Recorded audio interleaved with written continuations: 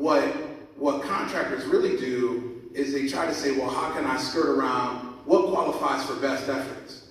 So I can prove that I paid best efforts and still not have to use a Section 3 worker. Right? So if we want to, so I'm here to tell y'all the real, right? So I'm going to tell you the real. And yeah. So where I think the communication gap lies is really the trust that the Section 3 worker is just as good as anybody else. That the relationship there exists, and that trust needs to be developed over time, because money flows to the least amount of risk. And if people think that Section 3 workers and businesses are a risk to production, well then you're going to find ways to get around it. You know, government housing was never meant to be a hammock. It was always intended to be a trampoline. And to be honest with you, I think that's why we're here. That's why we're here talking about Section 3. And I said it at the end of the last session, like goofy government employees talking sections, right? Section 3, Section 8, Section 9.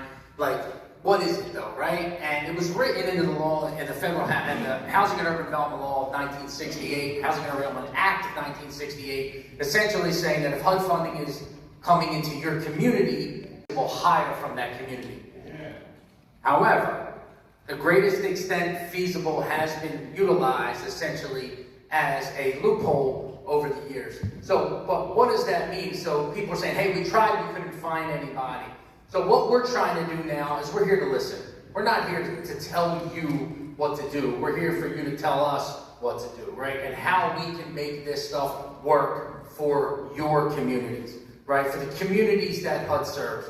We spent all day yesterday traveling Detroit. We went up through 8 Mile, we came down through, I don't even know the name of your neighborhoods, Morningside or Morningside Heights or something, and then we kind of came down to Corktown. But, you know, we saw adaptive reuse of a former Catholic school. We saw project development in the Corktown neighborhood, and then we went to the Genesco site outside of the city doing modular development. And what I saw, it was essentially a trip through time, right? We saw what Detroit looked like in 1950. We saw what Detroit looked like in 1970. We saw what Detroit looked like in year 2000, 2020, and now I think we started to see what Detroit's going to look like in 2040. And I said yesterday, when you hit rock bottom, the only place you can go is up. And, you know, it's looking more and more like Detroit is frankly on the way up. But here today, we're here to talk about how we can connect all of you, you know, with your HUD dollars, right? That's your funding, that's your tax dollars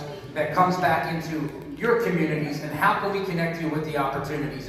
And we'll get into that a little bit later with establishment of an opportunity portal and a business registry, which will allow people and then come back to us. And that's what really this conversation, you know, is about. I want to recognize Sham. Sham is from our faith-based office at HUD, and he's essentially doing a lot of work around the country. We do have our national team here. So I am from Philadelphia, but I'm based out of Washington, D.C. I also represent HUD's Region 3, which is Pennsylvania through West Virginia. But we have our leader from Boston. We have our leader from New York. We have our leaders from Atlanta, Chicago, Fort Worth, Kansas City, Denver, Seattle, and Los Angeles in this. And they're all back here today. And they're here to listen and to learn from you all. Again, this is a listening session for a reason. We're not here to dictate, we're here to listen. And speaking of listening, I want to bring up our next guy.